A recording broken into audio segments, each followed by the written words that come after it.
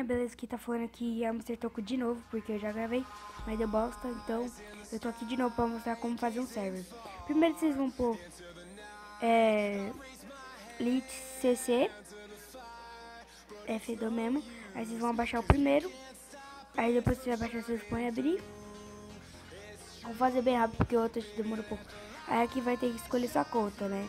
Eu fiz 3 porque já tinha o resto, então não dá pra mostrar no resto, porque o server não dura muito, tá, pessoal? Só pra avisar vocês.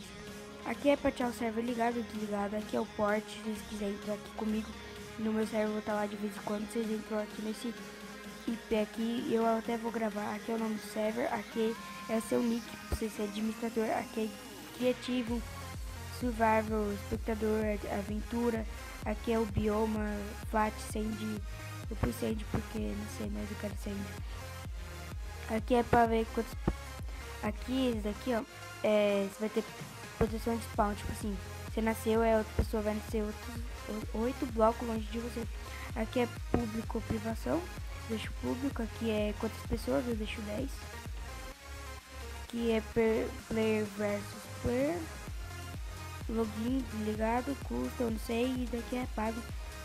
E aí vocês põem Open Minecraft.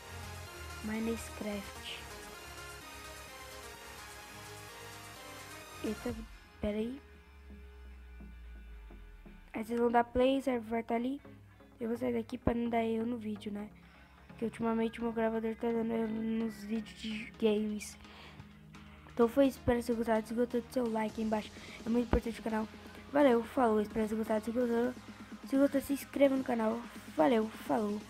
Fui galera, fui da galera, tchau.